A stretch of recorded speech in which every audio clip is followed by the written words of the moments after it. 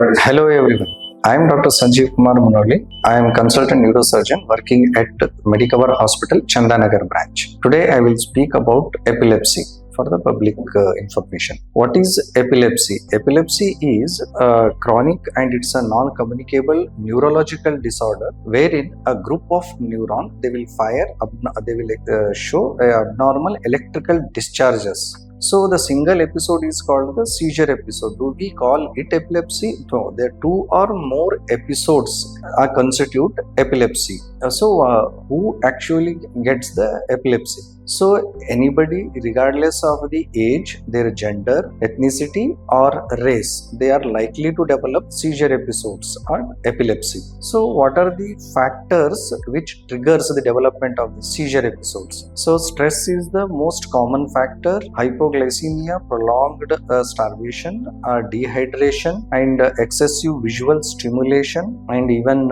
excessive emotional ability. All these factors will trigger the seizure episodes. Do all seizure episodes considered epilepsy? No, there are febrile seizures. The individual may develop seizure episodes during eclampsia, if there is hyponatremia, if there is hypocalcemia, hypomagnesemia, and various other metabolic changes which also will precipitate seizures, but they are not considered as epilepsies. So what are the different types of epilepsies? The most common type being the focal epilepsy. Here the focus of origin of these abnormal electrical discharges is usually located in the frontal lobe or in the medial temporal lobe. It spreads only to one particular part of the body, so wherein the person may exhibit a jerky movement, or there is a abnormal sensation, or there may be a abnormal smell, or maybe visual impairment, or some kind of a dysgeusia or the altered taste sensation. These episodes will last for a very brief period.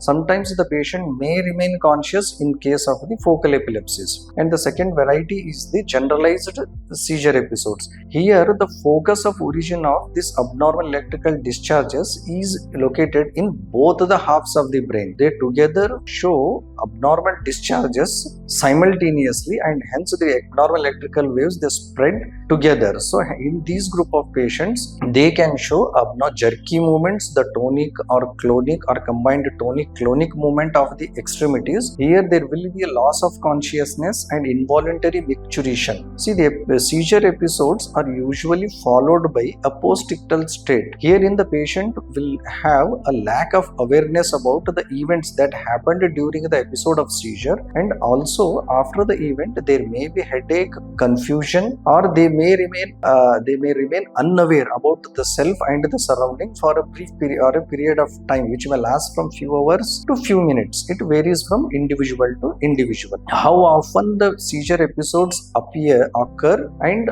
what will be the severity, it varies from one individual to another individual. How to evaluate? The patient need to consult the neurologist and proper clinical history about is there any prodrome or aura symptoms wherein the patient have a sense about developing the seizure episode in the immediate next few minutes, about what are the type of the activities which exhibited during the seizure episode, that one has to get from the bystander or the relative. Then the post-ictal state details that need to be taken. Then second one is the family history, because it is often inherited in the families in few conditions. Then the patient subjected to electroencephalogram, so which shows about the area from where the abnormal electrical discharges are appearing, and patient will also be subjected to CT scan and MRI of the brain, which will reveal if there is any abnormality or the damage in that particular area of the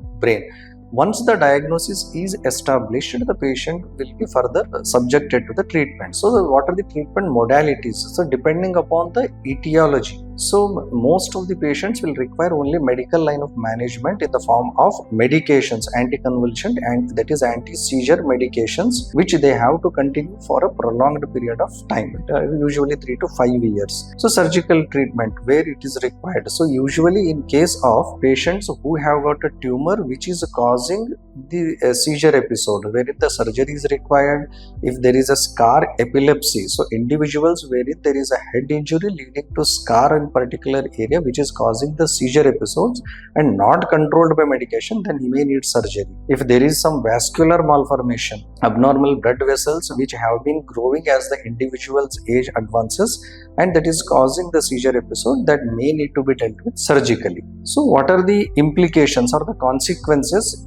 if untreated and even if the patient is under treatment? These a seizure episode being an abnormal electrical discharges, so the recurrent seizure episodes will have an impact on cognitive functioning of an individual, which may get deranged. The ability to perform intellectual activities may come down if it is untreated. Then does it have any effect on individual learning? Yes, because the medications will also slow down the learning abilities. So then does it have any effect on driving or recreational activities?